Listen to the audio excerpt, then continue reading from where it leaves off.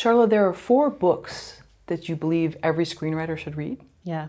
First one being John Truby's The Anatomy of Story. Why? Why this book? I think that new screenwriters struggle with structure. And I think that new screenwriters, before they get comfortable with story, don't really recognize how innate story is, I think. I think even if you're a terrible storyteller, like I'm a terrible storyteller, like in a bar, if I'm telling a story, I'll start with the middle, I'll jump to the end, I'll like have to like retract to the beginning. It's always, I'm a terrible storyteller in the moment, but the story itself is there, and the joy that you get even in a bar when you're talking to your friends and telling them a story, and you are able to build it up in a way that has people hanging on your every word so that they can hear the end of how this story goes, and like, or the punchline of a joke. It's like the punchline of a joke, the end of the story. And so I just kind of feel like John Truby's Anatomy of Story breaks down story in a way that shows how organic it is to us as human beings, how innate it is in us, how we all know how to tell a story, and how story is everywhere. Story is pattern. Story is organic structure.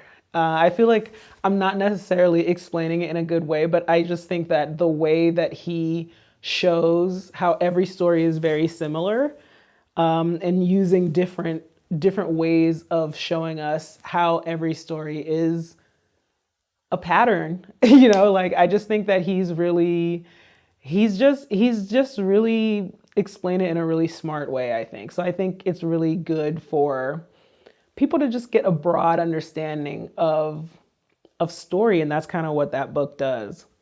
The second book is The Art of Dramatic Writing. Why this book?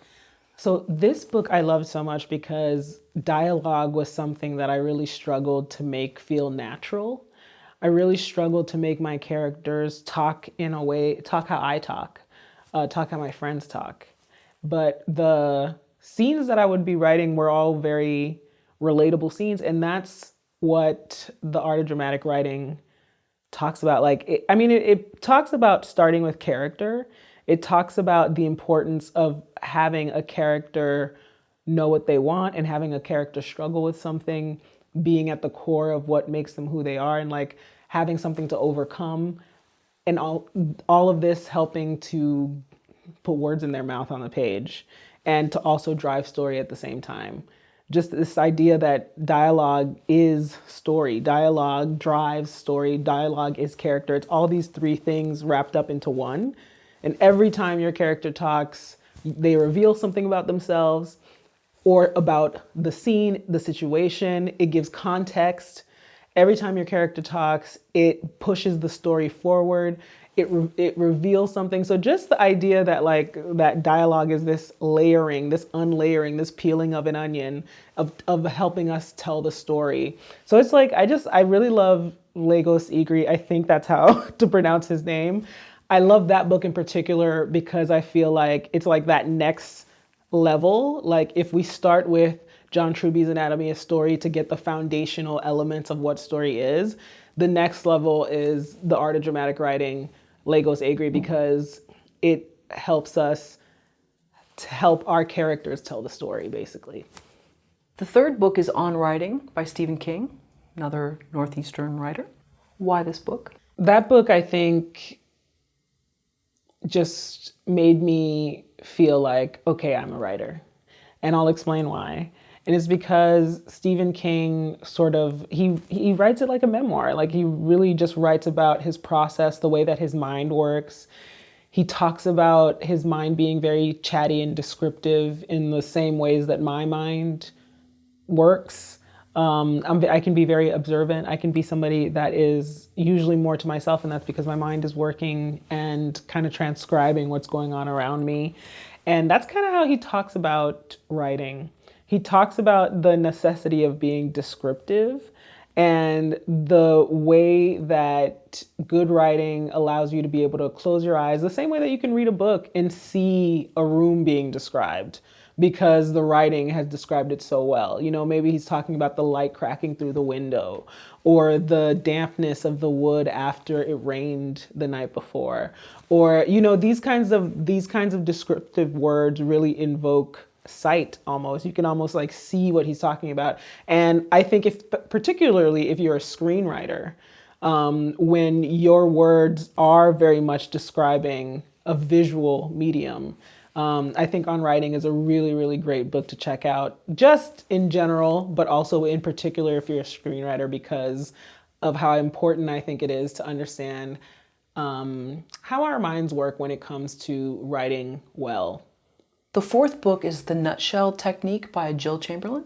The Nutshell Technique is great because it's one of those books, like a lot of books do this actually. Like there's always some technique that someone tries to show you when it comes to writing a pilot script or writing an episode of television or a screenplay or something like that. It's really trying to describe patterns and show you the ways that every story is pretty much the same, whether you're writing a screenplay or a TV script or a novel. You're writing similar stories. And she just talks about, I'm blanking on what she calls it. Like she calls it like writing in a nutshell or something like that. I cannot remember like the specifics of her book, but it's one of those books that talks about structure for story and how to, I guess, get the patterns down. So I think Jill Chamberlain's book is great for that. All four books have their own controversy. You know, we've seen it in different comments. How would you dispel some of that controversy, whether someone's saying this technique is too formulaic, this is what's going to churn out, and I'm parroting what I've seen in comments. I don't personally feel this, but this is going to churn out very specific filmmaking. We've all seen these movies. You've got to let the writer be free. I think that those points are valid.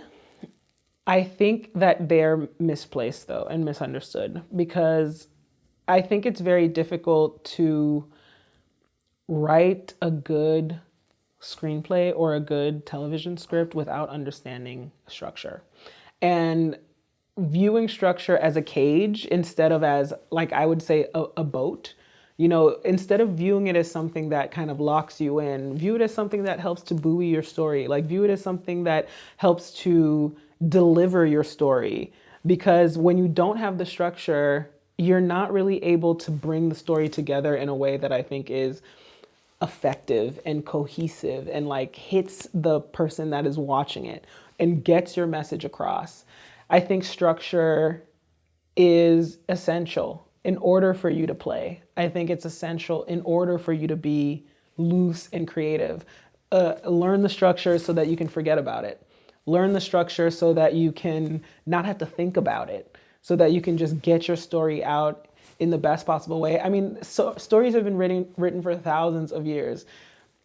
I think to have I almost want to say the audacity, but even just like the ego to think that you know better than thousands of years of storytelling and hundreds of people that have come before, hundreds of thousands of millions of people that have come before you and have written novels and screenplays and best-selling works of art. It's like, you know, we're telling you this because we've been there. I've been the person that wanted to forget about structure. I've been the person who thought that it was too restrictive.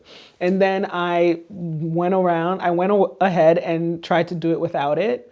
And what I realized during that time was that, I never really understood it. Like what was happening was that it can be taught in a way that is so formulaic and so dry and so not organic to our understanding of story that it can just feel like a math equation. But I think that once you actually understand it, and I actually think like the South Park guys explain it the best, because it's in this like very easy way that anybody can understand. They say, if your story goes this, then this, then this, then that, then it's a bad story. But if your story goes, this happens, so this happens, because that happened, therefore that happened, therefore this happens, you know? That story is about causation. It's about momentum. It's about things pushing things forward. The reason that we teach that your story has to be character based, and your character can be anything. It can be a landscape, but most likely it's a person. Like the history of your character is important because the whole story is about what they want and whether or not they're going to get what they want, you know? I'm trying to think of the best stories, and like, I'm just saying that like, structure is in all of our favorite stories. You know, it's in Finding Nemo, it's in Star Wars, it's in all those stories, and it's not a mistake. It's there for a reason, and it's there to help you. And so from your time being in writers' rooms, or even with stand-up or doing the Working Writer School, have you seen sort of the rage, the people enraged over these screenwriting books, or no, you've never encountered some of the pushback? I don't think it's a rage. I think it's like just, you know, plain old frustration of being a writer who wants to tell a story and struggling to get it across in a way that is satisfying, in a way that you know would be satisfying to you, and you've seen it done in a satisfying way, and you can't figure out why you can't get it. And I would just encourage those people to keep going, keep writing the story poorly, keep writing it badly, do as little bit of it as possible, bit by bit every day. If you can stand to write it for 15 minutes, 20 minutes, an hour, it doesn't have to be like 3 hours of writing every day so that you can get to your story. You can do a little bit every single day, and you'll look up in a month after 15 minutes every day of you know, scratching away at that story. You'll have something that you might be happy with. And I think it's just like, I think it's just about being able to sit with the difficulty sometimes of getting our stories across, which they are. And I don't know why we expect it to be easy. I almost think you should expect difficulty. And so if it's easy, it'll be a surprise.